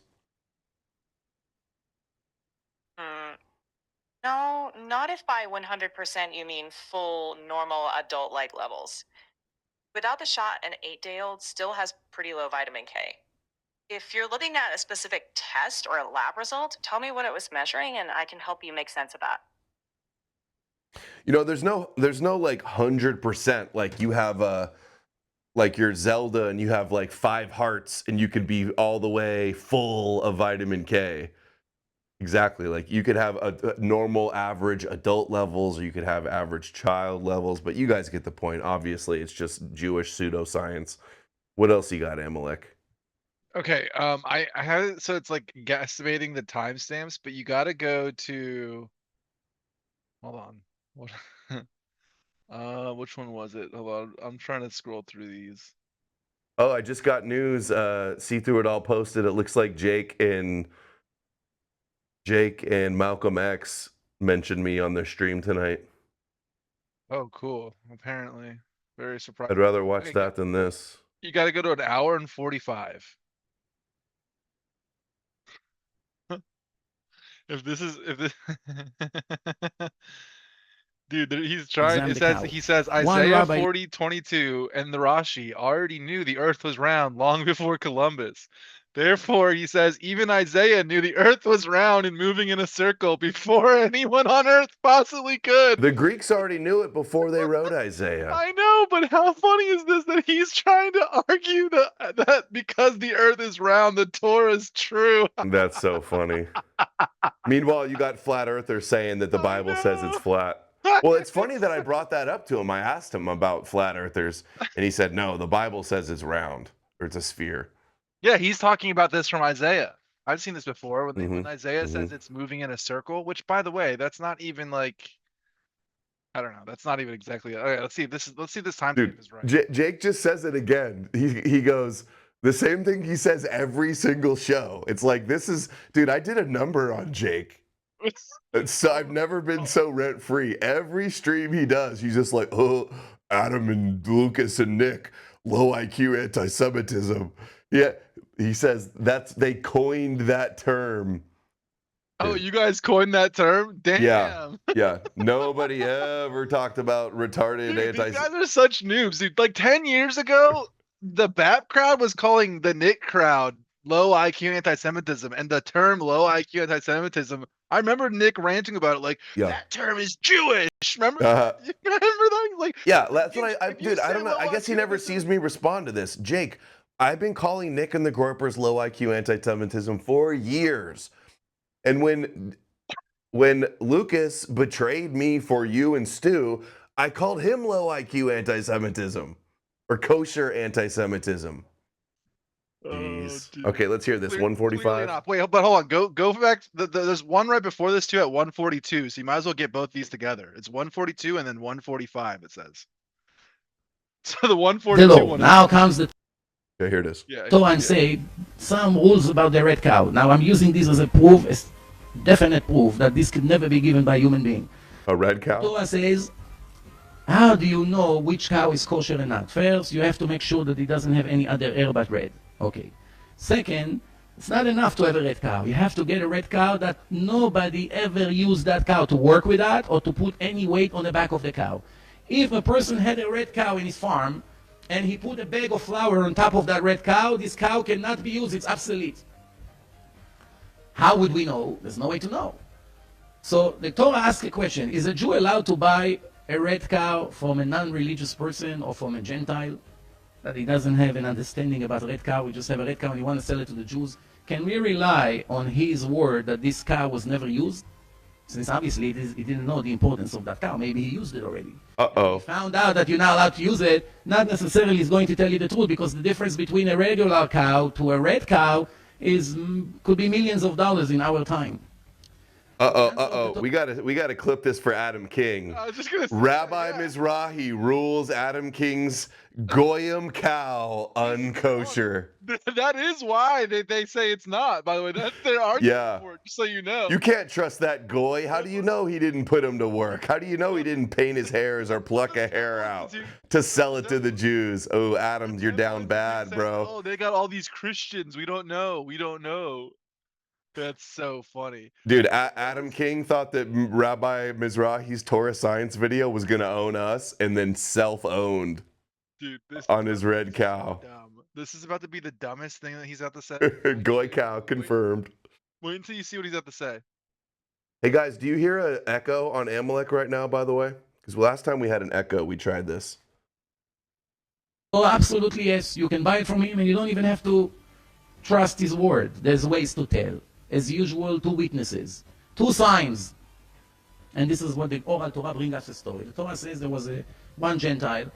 One day he had a red cow and he realized that this is an important thing, that he got very lucky. He asked his neighbor, and they told him, the neighbor, that the Jews will pay him any amount of money. When finally the regular price at that time was 4 coins of gold, he raised the price to 1,000 coins of gold. And the treasury of the temple came with money, and they had to agree because they need that red cow. So they told him, tomorrow morning we'll come with a bag with 1,000 coins of gold and we'll buy this cow from you. Make sure it's ready for us. That Gentile didn't want to give them what they want. So he went and put a bag on top of that cow and he said, you know what? I'll sell them the cow, but I don't want them to have the cow as they wish to have. When the Jews came in the morning, they spilled 1,000 coins of gold on the table, and he couldn't believe seeing so much gold. He brought the red cow out, and the Jews said, before you touch the money, we want to examine the cow. One rabbi looked at the eyes of the cow, the other one looked at the neck of the cow with a magnifying glass, checking something. The Gentile didn't understand what's going on. And after a minute, the rabbis told him, we're very sorry, there's no deal. The deal is off. What happened? You put, from yesterday to today, you put weight on the back of the cow. The Gentile asked, how do you know that I put weight? You were here to see? So we don't need to be here. We know God told us when he gave us the Torah in Mount Sinai the secret of this red cow. What is the secret of this red cow? Once you put weight on the back of it, or even you sit on the cow, or any weight is put on the back of the cow, from that moment the eyes of the cow become cross-eyed. It doesn't go straight as it was ever again. And there's another sign. There are 2 hairs in the neck. Those 2 hairs are falling down, and there's no way to raise them back. Never. You can brush it as much as you want, they keep falling down. Dude, why did Those Adam are the King 2 think of signs to this? know. Why didn't he check the eyes and see if they were crossed on his cow and if the 2 specific hairs? What is he Yo, doing? What? Top J, dude, I might have to call Adam and break this news to him, dude. Adam, was your horse cross-eyed? A cross-eyed goy cow? It's so over, dude. You might as well throw that little baggie of ashes in the trash. Goy cow. Absolute disgrace. Cross-eyed fucking goy cow, You Adam. think you're gonna have Solomon's temple built with some goy ass cow? Cross-eyed goy cow. Dude, if you just put a little bit of weight on the back of the cow, cross-eyed forever, dude. Science. Well-known cow facts. Wow. Know that this red cow was used. Remember what he said to you? He said you couldn't disprove one scientific claim he made. Yeah, yeah. So you need to do a video. You need to make a video of yourself going up to like a cow that's right with its eyes not cross-eyed and like put a bag on its back. Yeah. And show that its eyes aren't so cross-eyed for him. Just do the experiment yourself. You know? Or just make an AI of a red cow, then you put something on it, and then the eyes, you zoom in and the eyes go cross-eyed. And then I'll post it and tag Mizrahi on Twitter. I'll be like, dude, you were right. Can I be a Noahide now? You were so right. I watched your video. Maybe that's the angle. I'll tell Mizrahi, like, dude, I watched your video, 100% convinced. Let's do another stream, and how about how I could be a Noahide? And now it became obsolete. Now I want to ask you a question. What human being would even dream to look in the hair of the cow? There's probably millions of hairs. First of all, how would he know that this is one of the signs? How does he know where those 2 hairs is? From millions of hairs, where to look for 2 hairs out of millions? Where exactly they are? How would he know that after you put weight, those 2 hairs are falling down? What's the connection? There's no way to know. Nobody would even imagine such a thing. How would a person know that after you put a weight on a red cow, the eyes become cross-eyed? When you use a regular cow or an ox, you put as much weight as you want, the eyes are still staying straight. Okay. It's only the red heifer cows. Yeah. If you put the weight on them, they go cross-eyed. Only red heifer cows. Yeah. It's not regular cows. This doesn't happen to. You need to find a red heifer cow. Wow. Yeah, dude. I wonder if Adam's rabbis checked for that. It's science. It's science. Well, he said before this. He said you need 2 witnesses, right? So even if it wasn't, he can't. They fucked up just by having a goy do it, I guess. Oh, there's something unique about it. The only way to know that was to receive this information from the creator of the cows, the creator of the whole world. There's no other way that a person would know what to look for. And this, for another example that we use. Wait, is this honestly how he thinks he's going to convince me that God exists? This is the oracle. Yeah, this is his top proof, apparently. I literally had it. I told it to list. I told the AI. I took the transcript. I told it to list me how many scientific claims does he make, and like what percentage breakdown of the movie is scientific claims and like that. And it said he only makes 15 scientific claims, and I told him to put it in order of that he made them, and this is like number 12. Oh my God! What's another one? Can you tell us some of the others? Coming up. The next one's coming up. It's the round Earth one. It's at 14. It says at 145.25 ish. I think we passed that already. We're at 147. It's estimating. It's estimating. So it's going to be past it. It's right coming up next. It's okay. Right out. It says right after red cow comes the round Earth thing. Okay. Needless to say, the written Torah, the oral Torah, speaking about this, can never be given by human being. I move on. By the way, at the end of that story, that this Gentile went inside and hung himself and committed suicide. And after seeing what he just had in his hand, wait, he blew it up. The Gentile in that story of the red cow killed himself? The arguments, if the world is round, took place for many, many years. As I mentioned before, when Columbus went around the world and he arrived to the same port, basically the argument was over. This was 500 years ago. The truth is that only ignorance made us believe that the argument should have finished 500 years ago, because if we read the book of Isaiah, chapter 40, verse 22, it says that the world is round. Ayoshev al chug haaretz, which means God is watching the earth, and the earth is moving in a circle. And even Rashi, one of the commentators on the Torah, which lived in France 950 years ago, he himself, as the commentators on the Torah, lived 450 years before Columbus. And he writes clearly, round, it's going in circle, the earth. So obviously you see that the prophet 2,600 years ago, 2,100 years before Columbus, it's written in Isaiah that the world is round. Where was the argument? It doesn't say round, though. It says he sits enthroned above the circle of the earth. But flat earthers believe in a disc circle earth, too. I know, dude. You got to... Let me read the rest. I think he's wrong. And its people are like grasshoppers. He stretches out the heavens like a canopy. Sounds like a firmament to me.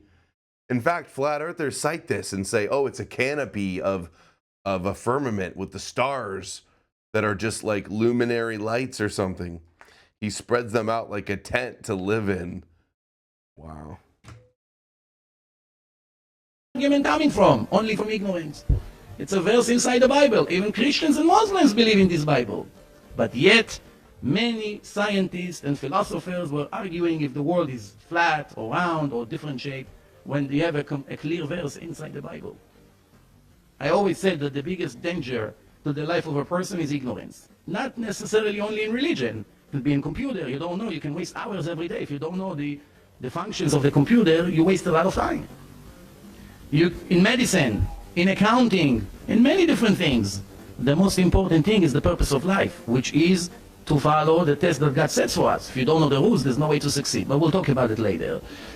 As we move on, the next example that I would like to talk about is the Gemara in Babylonian Talmud, the chapter of Megillah, page 6. The Gemara is speaking about the foundation of Germany. What was that? And the Gemara says that Rabbi Yitzchak says, in the name of Jacob, rewind it Jacob, just like one a of the couple three seconds. fathers, Did you that see Jacob that says to background, God, Scott? foundation. I'd like to talk about is the Gemara in Babylonian Talmud, in the chapter of Auschwitz, page 6. The Gemara is speaking about the foundation of Germany. And the Gemara says that Rabbi Yitzchak says, in the name of Jacob, one of the three fathers, that Jacob says to God, don't let my brother Esau succeed in his plan. His plan is to destroy my descendants. I mean, remember, this is twin brothers, came from the same mother, Jacob and Esau. And in their lifetime, they were already enemies. And their descendants, the descendants of Jacob, his name was changed to Israel in the Torah, and the Jews came from him. And Esau was the European. Science, yeah, this is science. Jacob and Esau. That came from him. And it's very interesting, because this is now the Torah describing Germany 2,000 years before Germany was founded. There was no country Germany 2,000 years ago. Nobody could know the name. God. But it's inside the Talmud, clearly. The Talmud says that Jacob was hoping that God will not make Esau successful. Why? Because his descendants will arm the nation of Israel. And the Gemara says, this is Germany of Edom. Edom is Esau. That if they Parisa says they'll throw in some Holocaust trauma porn any chance they get. Ugh. They will try to destroy the whole world. And comes the Gemara and say, you should know, there are 300 tribes in the country of Germany of Edom. This was 2,000 years ago. Only 200 years approximately ago, there was a person named Bismarck who took all the barbarian tribes in Germany and combined them into the German Republic. After he did that, later, years after, it became Germany. And how did he make Germany? From what tribes? Bavaria, Silesia, Westphalia, all these tribes. He combined them together. And if you open encyclopedia, the word Germany, you're going to be amazed. It's clearly, I'm quoting from the Hebrew encyclopedia, but all the encyclopedias copy one from the other. Germany had 300 tribes that united together to one country, to one. It's very interesting. In the Hebrew encyclopedia, it's in page 432. So Germany, dude, you can check in any other source. The question that I have here, that is like one of the CI things. You know that, right? Mm-mm.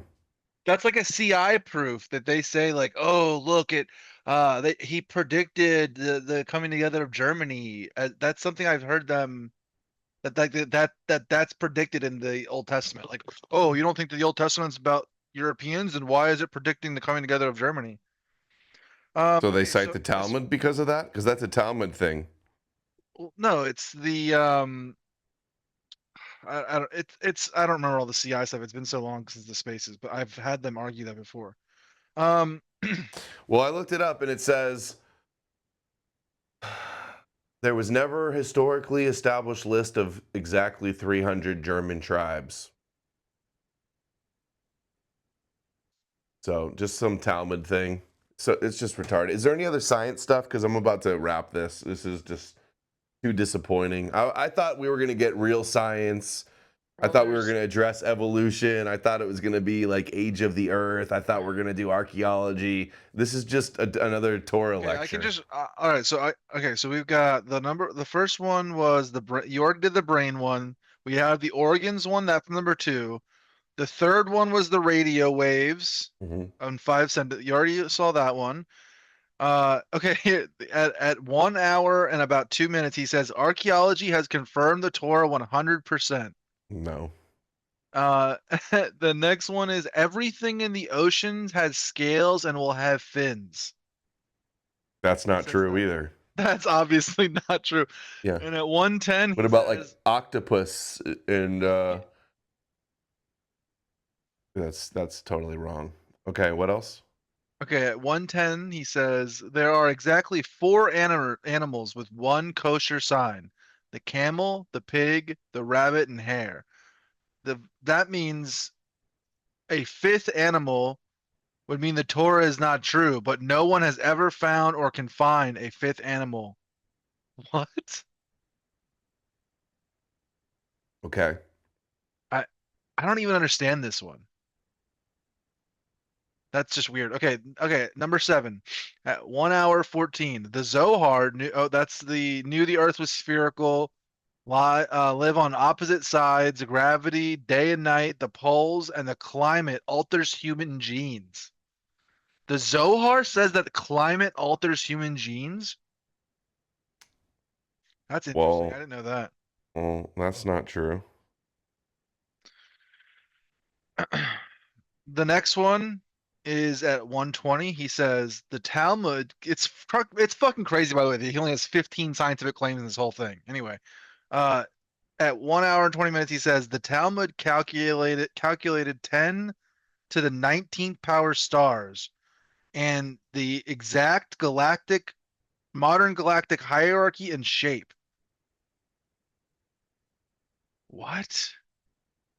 You don't know the shape of the universe. It probably doesn't even No, have a the shape. galaxy, the shape of the galaxy. Oh, like a spiral Worse. galaxy? There's different. There's not just one type of galaxy though.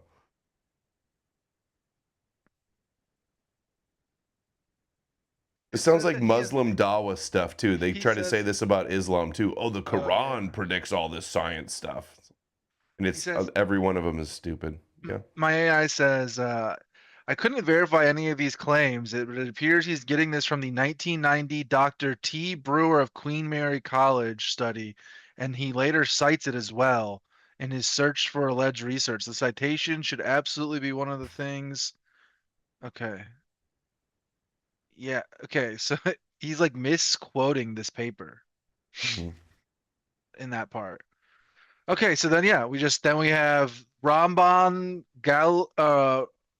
Gamaliel's lunar month matches NASA's to the 1/10,000 or 2/10,000th of a second.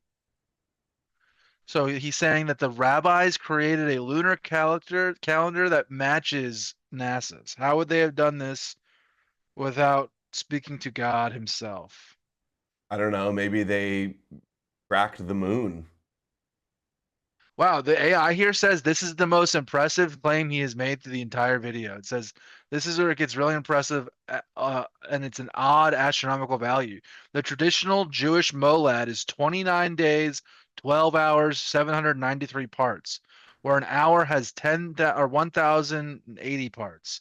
That Notice I equals didn't to say about- that one is wrong. I just said they probably just tracked the moon. Yeah, I think that's pretty much what it is too. But Mhm. they did get it really close. They got Mhm. it so close. They were only 0.456 seconds off in a whole year. Hmm. That's quite good ancient astronomy. But Mhm. Mizrachi says the difference is something like 1 in 10,000. That's not true. But it is very close. It says here, yeah. So the ancient Jewish astronomers inherited or developed a very good mean lunar value. Yeah. One of the best in the ancient world, only second to other local lunar calendars, which means they likely adopted it from them rather than developed it themselves. That's what the AI says. All right. Chat saying that was- they stole it from Babylonian astronomy. Yeah, I'm sure there was other people measuring the lunar calendar also before that. Yeah, that's what it's saying. Yeah, it's saying that. That's what it's saying here. Do I need to change this background, or do you guys like this background for him? All right. Cool next it there one with the is- anti-Semitism, dude. Verse 9. This is what it says in Hebrew. It benefit you in any way. Dude, this is 4 hours, guys. It's And the crazy. Torah says, I am supervising you and I'm It says that Punishment is after exactly- 2 hours and 27 minutes, that it says after 2 hours and 27 minutes, not a single scientific fact is ever claimed or made. Hmm. Well, Okay, so here it says there's just a couple more left. It says number 10, the Midrash knew the sun had a protective shell that absorbs radiation so that the earth doesn't burn. what? The sun at has a 1 hour, protective shell so 34 it doesn't. Go see if we can find this one. This one, well, maybe it says that it's at 1 hour and 34 minutes, but it's an estimation, so I don't know how accurate this is. I don't know why this can't get it right on. 134, you said? Oh, here we go. Because it's the transcript. sitting inside the building, they came from the outside. How can we all be wrong? He said, we have a calculation that we receive from generation to generation all the way to Moses. For that's the 1300 years, it calculation passed part. by tradition. What is it? Lunar calendar. The renewal of the moon can never be less than 29 days and a half, and 2/3 of the hour, and 73 parts of the minute. Let's calculate. After we calculate Earth-Moon system, the cycle and the comparison between the Earth and the Moon, NASA came with an amazing number divided over the side of the Moon. The Germans in 1965 in Berlin, they updated the number and they are closer to the number of the Torah. In their calculation, they came up with a number that now it's the difference right now is 1/10,000 of a second. Yeah, which okay, you means stole take that a from the second divided by 10,000, Babylonians. one piece out. Let's ask ChatGPT what it says about this. ChatGPT, hold on. Some rabbi is making the claim that the Torah or the Talmud predicted or measured the exact lunar calendar to be 29 days and something, something, something. Is that true? There's something to that, but people often overstate it. The traditional Jewish calendar uses an average lunar month of 29 days, 12 hours, and 793 parts, which comes out to about 44 minutes and 3 1/3 seconds. That's extremely close to the modern measured average synodic month, off by less than a second. It's impressively accurate, but historians debate whether this was an independent discovery or inherited from earlier Babylonian astronomy.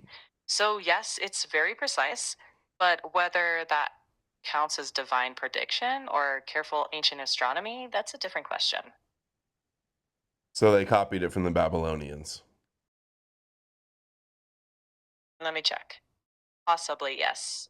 Many historians think the value is likely inherited from Babylonian astronomy rather than originating independently. Say for certain, but the timing and similarity make that very possible. Well, we called it. Yeah, there's no shell around the sun. In fact, it's weird. I just saw something like they have some new measurement of, or some new telescope that can look at the sun in ways that they've never been able to do before. And it was looking crazy. I should try to find that actually. Well, it's coming up next. So he does this whole lunar calendar Okay. thing, and the next claim is the sun thing that I was talking about, the midrash of the sun. Okay. That's the difference between the Torah and the German research. The question is, do you think there's even a slight of a chance that a person 2,000 or actually 3,320 years ago when we received the Torah, that's where the source come from, anybody was able to even dream about writing a number with 6 digits after the decimal points? There was no even calculator. No calculators until 30, 40 years ago. Who could have known such brilliant calculation of the moon to such an exact number with no technology like today? Do you think a person was able to write such a thing?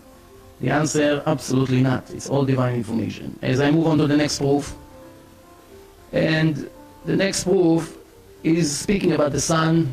We know that the temperature in the center of the sun is 15 million Celsius, 15 million degrees Celsius.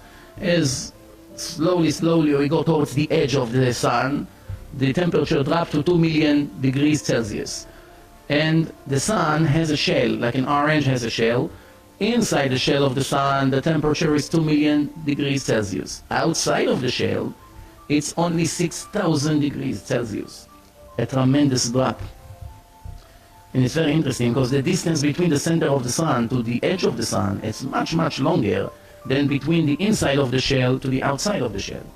The shell absorbs all the radiation to protect Earth from burning. It's very interesting. So when we review the Torah says in the Midrash, in the oral Torah, We're protected from burning. That's why we get burnt when we go out on the sun. And he's about to cite the midrash. Like he's not even citing like, it's not like he's citing like Genesis or something here. Like, and God said I put a film around the sun. No. This is about to be like some medieval midrash. I don't even know what he's at the site. Let's see what it is.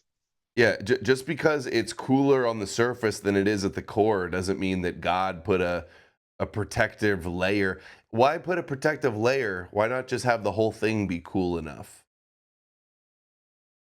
Okay, we'll hear it. As a cover that's appeared in Bereshit Rabbah, it's a part of the Midrash, chapter 6. And the Midrash speaking about a verse in Tehillim, in King David's book, and this is what it's in chapter 19, verse 5, Psalms, and it says, God put the sun inside a cover, and the Torah says that this cover protecting us from burning. Now remember, when we look at the sun, there's no way to see in the sun that the sun has a cover. It looks like a round ball of fire. Nobody can see a shell. Today, with the technology that we have, with different machinery, we are able to detect that. The scientist, Dr. Vidal... Yeah, right. God made it too hot, but then put a shell on it to protect us. In a Greenwich British agency, this is what he writes in his book, The Army of Heaven. Those layers that surround the sun absorb all the radiation that comes from the center of the sun. This is what we call the cover. If this radiation will get to Earth, even for 1 second, it will burn the entire place immediately. So it's very interesting, because today they know that there is a shell, there's a cover. The question, who could have known 3,000 years ago to write such a thing in a book? Unless if you receive it from the Creator himself. I move to the next. You know what he's talking about? Which verses? And for those who knows, in the time of the temple, there was the first temple. He's talking about the verses. Hold on. What is it? Hold on. What did he say? It is 19:4. Let's. This is so dumb. Okay, so Psalms 18 goes through a bunch of bullshit, and then it's just like a bunch of psalms, right? As usual, just like some sing songs and stuff like that. It gets to Psalm 19, and it says, "For the director of music, a psalm of David. The heavens declare the glory of God. The skies proclaim the work of his hands. Day after day they pour forth speech. Night after night they reveal knowledge. They have no speech, they use no words. No sound is heard from them. Yet their voice goes out into all the earth, their words in the ends of the world. In the heavens, God has pitched a tent for the sun. It is like a bridegroom coming out of his chamber, like a champion rejoicing to run his course. It rises one end of the heavens and makes its circuit to the other. Nothing is deprived of its warmth." As if that is some sort of like proclamation about some. You know what I mean? This is it's just Yeah. doing the tent. It's just doing the usual tent meme that they always do in all their shit. They always have this tent meme constantly. Oh, the tents here, the tents there. Oh, the Shem will dwell in the tents. Dwell in the tents of Japheth. All this shit. It's like just riffing off the tent meme. Also, the sun is putting out tons of radiation that would destroy the Earth if not for the magnetic field. It's so stupid. Uncircumcised son. That's a good one, Thor. Lave, uncircumcised son. That's funny. We were very skinny. We had one piece of bread. We're standing like this. Okay, I can't hear anymore. I'm done. On the Sabbath. Don't you know I it's think against the it's laws so of God? funny. It's a holy- I think it's hilarious that you thought it was gonna be anything other than this. No, I thought it was going to be like Ray Comfort stuff. I thought it was going to be all Ray Comfort. Well, so the only other thing that we have that we haven't gone over, so we've got the Columbus thing, and then after the Columbus thing, at 2 hours, about 2 hours was the vitamin K thing. And then it has number 14 is water changes behavior at 4 degrees Celsius because the creator intervened with the laws of natures so that oceans wouldn't freeze solid. Dude. They do freeze solid, though. Oh, wait. Are the ice Don't freeze caps solid considered because of ocean? Salt. Yeah, but not in the way they're saying. Like they're saying that, like he says, without it, in the entire ocean freezes solid in a few weeks, and then produces a world-destroying tsunami, and then summer arrives. What is he even? The reason that it doesn't melt is because, or it doesn't freeze, is because of salt. Yeah. Well, that's one thing, yeah. But even with salt, it could still freeze if it's cold Yeah, enough. it just raises it makes the Yeah. temperature harder. Yeah. Okay. So then number 15, the last one is, I can't even believe this is in the list. Reincarnation, clinical death, and out-of-body experiences have been scientifically proven. Sounds like a Christian. He sounds like that. So hold on. Dude, my question to this was list all 15 scientific facts. Guys, we just went through all 15 in a 4-hour movie. It says after 2 hours and 37 minutes, 2 hours and 27 minutes, he no longer makes any scientific claims. How is that even possible? How is that possible to have a 4-hour movie? Yeah, dude, who does he think is going to watch this and be converted? Like, you know, he could have done all of this in like 30 minutes. Dude, what is the last 2.5 hours or an hour and a half? Or what is it about? I don't even want to know. Probably just reading from the Torah some more. I just scrolled through it and the background. Why should I make literally him with execute money. himself by making There's a money. scene? Where's the money? I told him I'm very It's hold on, it might play a commercial. One second. That It's is somewhere most around where like you're silver poking on that right side now. there. So that the boy is digging under It's a at tree and he takes him out the menorah, 3:21:08. a silver one. I was afraid maybe he's pulling out a gun or something to shoot at him, so he was there to the spiritual worlds. There's life of eternity, and that's where the reward's gonna be here. No. The 32108. dread of them. I will not delay their payment. It's not money for me at that point. You just passed it. That's why. I did? Yeah, you're like a there. Half-Based sent $5 on Rumble. Off topic cuz Miss Science is buns, but I just started reading the Jesus the Jews Never Knew by Zindler. Heard you mention it before. Fascinating perspective. Yep. He's a good mythicist.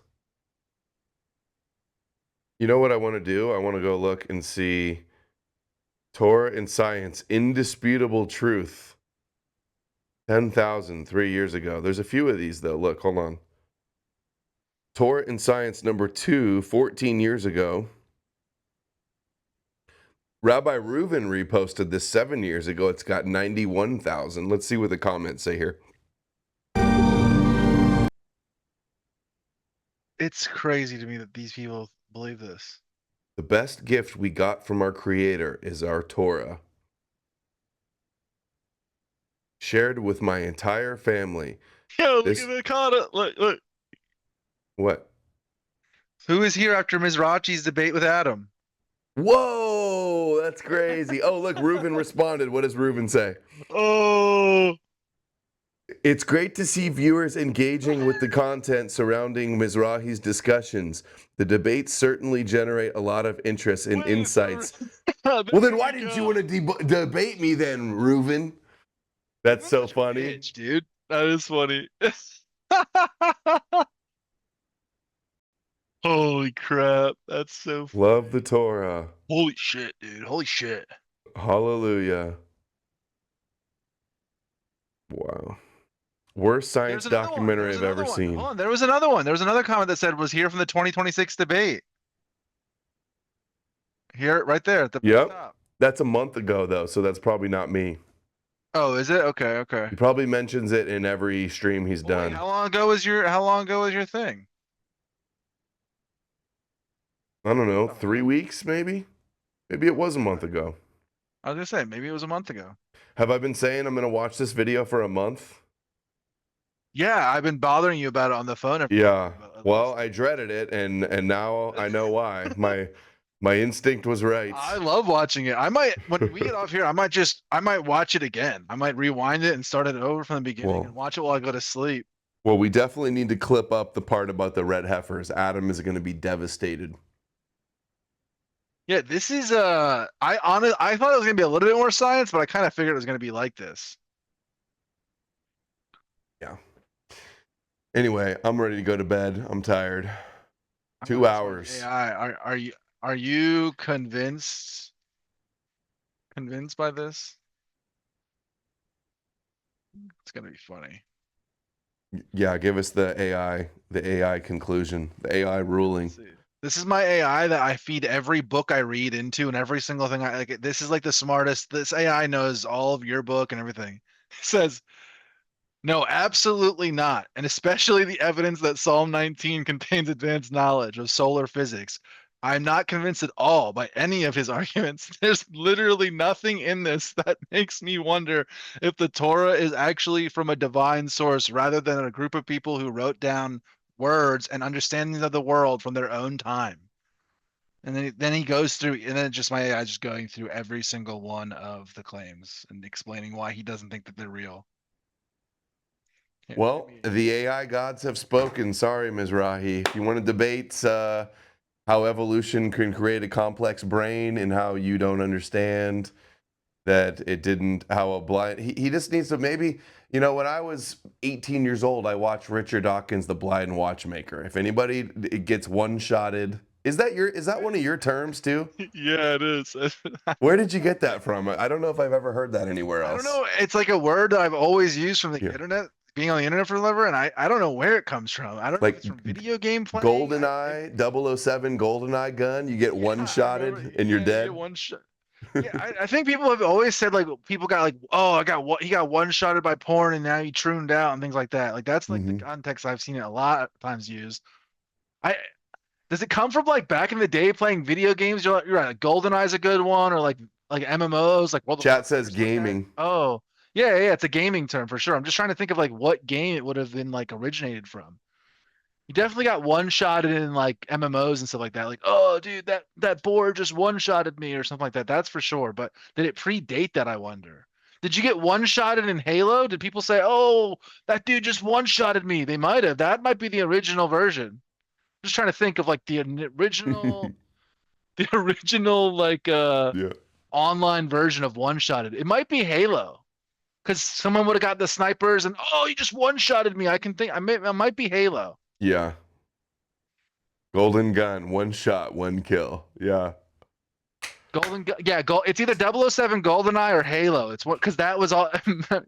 Did you we're about the same age or similar age. Did you play GoldenEye back in the day when you were a kid? Yep.